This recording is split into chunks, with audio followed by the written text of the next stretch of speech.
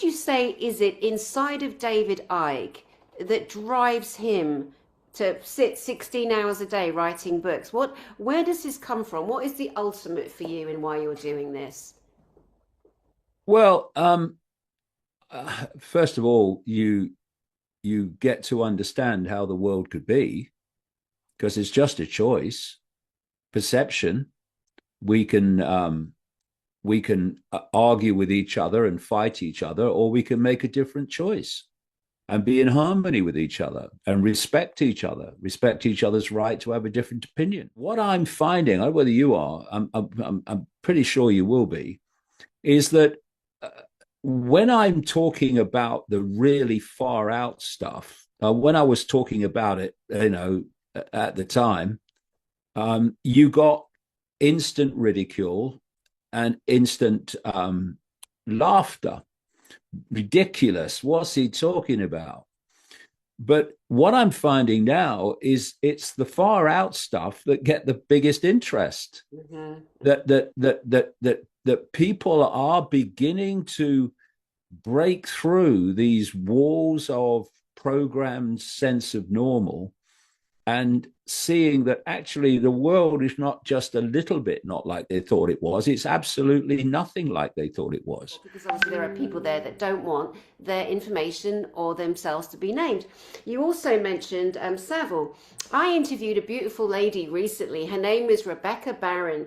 She came on my channel and she told me that she was selected by, and we know not all Freemasons are evil, of course we know that, but a Freemasonic group that would come to her house. There were loads of her brothers and sisters. They chose her and they took her and they groomed her, MK Ultra'd her and did awful things to her. One of the things being that they came in, there was 5 animals, cats and dogs, and they all had their throats slit in front of her. So this little 5-year-old girl, yeah, that's what they do. One of the things they do, you should Yeah. wait till you meet Max Lowen under the Vatican, what they did to the kids there, what they do to the kids there. So Rebecca Barron has now witnessed these animals be slaughtered in front of her. Then she's taken to Jimmy Savile's flat, 5 years old, and he her. And when he's done, he comes back in the room and he's wearing a scary satanic robe and he stands over her and he says, "You killed those animals." And that's also what they do to break the spirit of the child, these psychopaths. And I believe Rebecca, and that's a first-hand account of the level of depravity of that freak, Savile. One of the worst stories I heard about him was one of his victims, we're not sure if he was, because apparently he was a necrophiliac, so he'd go to Oh the yeah, it was. hospital. Yeah, Right. this lady told me about that. Yeah, about his necrophilia. Yeah. Yeah, horrendous. One of the victims of him was a person that wore a glass eye. He took that eye and he made it into a ring. Now, there is another level of such dysfunction and unthinkable cruelty and horror, and so, these things came out. I remember when the information was coming out and people went up and kicked Jimmy Savile's tomb over, which was great. Ha ha on him. Do you remember that when all the information, because he died, he didn't get held accountable for his atrocities. No, no, no, he didn't. And that's another point. You see, is because it's very clear that the police knew what he was up to. They knew about his failure. Now, if the police knew, then special branch knew, then the police operation protecting the royals knew, and you mean it was never mentioned to the royals what he was? Of course, they knew because you look at these royal bloodline families. Well, there's so much more to know about the relevance of bloodline and the genetic software, shall we say, that is passed on through these bloodlines. And again, you would have thought, well, you would have known that the police would have been saying what's going on here, and telling the royal family, "Oh, you really shouldn't be having anything to do with this guy." But clearly, that didn't happen, or certainly was not acted upon. And so you had this. this inner circle of the royal family infested by this man. And again, where are the questions for why that was? Mm. People cover up so much for so long. You also mentioned Camilla Parker Bowles and Charles Windsor Mountbatten, where, well, you know, I'd have to forget the last names, it's not important. But what's important for me as my first career, I was a nursery nurse, and I was very lucky because I was working, I considered very lucky, in an aristocratic environment. I wasn't a royal nanny, I was a step down. So I was working for this beautiful family, absolutely loved them to death. They were wonderful people. And I had a great time with them and looked after their baby from 6 months old to just over a year and a half. And it was a great time. And I got on great with them. There was no like, oh, I was just myself, and people either take it or leave it. And if you take it, we're going to get on fine. But I don't want your bollocks, you know, your hierarchical bollocks. I'm not interested in that.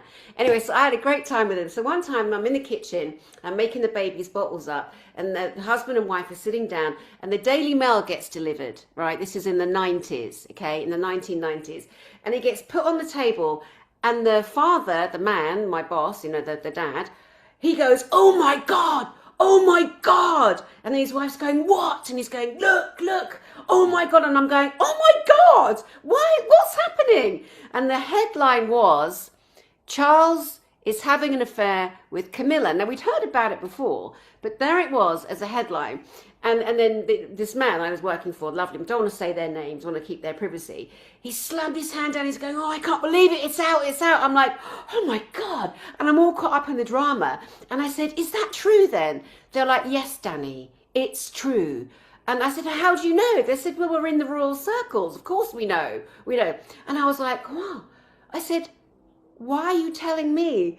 And then the dad went, "Who's going to believe you, Danny? You're the nanny." I mean, he Yeah, had a exactly. point. You know, he Do had a you know? point. Do you know? I met Princess Diana once. I was a presenter on the first breakfast TV program in Britain. It's called Breakfast Time. Back in the early 1980s, 1982, I think it started, something around that time. And because it was a big deal, because before then, I mean, television didn't start until mid morning or something. Breakfast television was absolutely new, and so there was a royal visit from Princess Diana, and I was introduced to her, and I was surprised how tall she was for a start, but I was not into any of this stuff at the time. I was just a TV presenter, but I looked in her eyes and I saw absolute terror. And it took me aback. I thought, whoa, what's all that about? Well, a lot later, I found out what it was about by the way she was being treated in the British royal family. And by the way, you know, for anyone that you know has never heard of necrophilia, it means sex with dead bodies. Well, that's why Jimmy Savile used to volunteer as a porter at the Leeds Hospital, because it gave him access to the mortuary. This is the level of depravity that we're talking about. And one of the hardest things, I mean, you must have found it too, but one of the hardest things to get across over the years has been the level of evil we're dealing with. Because people who don't interact with that level of evil as a matter of course, they somehow think from their own experience it can't exist, but it does. That's so true. And the reason why people think it doesn't exist because they don't have that insane, sick psychopathy that lives within them, that dark evil, that devoid of love and kindness and care. They're the inversion, you know, embodied inversion of what the opposite to love is. And people say, "I can't believe it." No, of course you can't. And you could never bring to mind the horror that these people do. But it's very difficult. And I think we've done a great job today in, like, you know, kind of dropping in and anchoring in, you know, the reality of the world that we're living in, because it's time not to shy away from it. It is time to face it. I think there's a massive swathe of humanity that will get away with not truly understanding the depths of evil that we are all dealing with. But there are many of us on the front lines, yourself as a major figure, that have dedicated ourselves to exposing everything with evidence, with physical proof, with receipts, etc. What would you say is it inside of David Icke that drives him to sit 16 hours a day writing books? Where does this come from? What is the ultimate for you in why you're doing this? Well, first of all, you get to understand how the world could be, because it's just a choice, perception. We can argue with each other and fight each other, or we can make a different choice and be in harmony with each other and respect each other's right to have a different opinion. It's just a choice. So you know how the world could be. You know how the world could be if we stop self-identifying as being a human and self-identifying just with the human body, which is a vehicle, and started to self-identify as the consciousness that's having the experience, the eternal level of consciousness. It would be an extraordinarily different world. But also, of course, you're motivated by the more that you uncover that's going on, and you uncover where it's planned to go, the more urgently you're seeking to warn people about it. And I will still be doing it the day I keel over, which won't be soon. I've got too much to do, and I wouldn't give them the satisfaction. Good. But the motivation comes from simply wanting to make a difference, so that what's going on doesn't go on anymore. And I think you mentioned when Kathy was here about people that come in and then claim that information that they haven't researched but they've taken from other people, and they claim to be their own and all that stuff. Um, during this 36 years, as it is now, that I've been doing this, I've seen so many people come and go. They've been flavor of the month in this arena for a short while, maybe sometimes a bit longer, and then they disappear, and they say things like, "Oh, I can't do it anymore. I'm getting this abuse or whatever. I'm going to spend more time with my family," as the politicians say. And I don't. I can see why they do that, because they're not fully committed. But when you are fully committed, it's very difficult to comprehend that you can know at least some level of the horrors that are going on, and that you can walk away from it. I do not understand it. I mean, once I realized what was going on in the early 1990s, there was absolutely no walking away from it, no matter what the scale of ridicule or abuse. Because if you do, you just let it go on unchallenged. And what's happened, of course, now is not least because a lot of people began to awaken to a different world as a result of the Cokes. But what I'm finding, I don't know whether you are, I'm pretty sure you will be, is that when I'm talking about the really far out stuff, when I was talking about it, at the time, you got instant ridicule and instant laughter. Ridiculous. What's he talking about?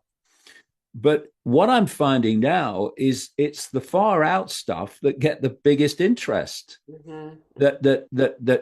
That people are beginning to break through these walls of programmed sense of normal, and seeing that actually the world is not just a little bit not like they thought it was. It's absolutely nothing like they thought it was. And what I'm talking about in the in the roadmap is a scale of human control that goes way beyond your Donald Trumps and your people like that. I mean, they're just the gopher play out level. The real scale of human control is vast, and it goes into other dimensions of reality and a non-human force, a non-human force, and non-human entities. But what you find is the more you see the scale and panorama of human control, that's where you see what the answers are. Because if you're only seeing it on the political level, which so many people are, and I say there's been a hijack of the alternative media, particularly since COVID, which has regressed it really to focus only on the political level. And Trump's been a wonderful act to in support of that. But if you see it only at that level, then where are the answers? Voting for Trump? Oh no, he's not doing what he said he'd do. Oh, we're going to vote for the Democrat this time. Oh, look at Starmer. I'm not voting for Labour next time. I'm going to vote for reform. And then you find, oh, but they're basically doing the same. So how do I get rid of Party B now? Well, you have to vote for Party A again. And round and round and round and round and round and round it goes, while they move the direction of travel onwards to greater and greater dystopia. So you're not going to find answers in the myopia, because it's the myopia. You're going to find answers where it's coming from, and the scale and nature of human control beyond the obvious political level. That's where you're going to find the answers of how to bring this house of cards down, because it is a house of cards, and the people holding it up are us. David Icke, thank you so much. Please hold on for 1 second. And to the audience, oh my God, I know, right? David Icke's on my channel. Woohoo! Yeah, gonna big it up because I'm excited and I don't care about showing it. And again, if you want to see him live on stage with Kathy O'Brien and the other best speakers on the planet, September 10th, 11th and 12th, I'll put details underneath. Until then, my name is Danny Henderson. As always, I do send love from my heart to yours, and we'll see you soon. Thank you, David Icke. No problem. Pleasure.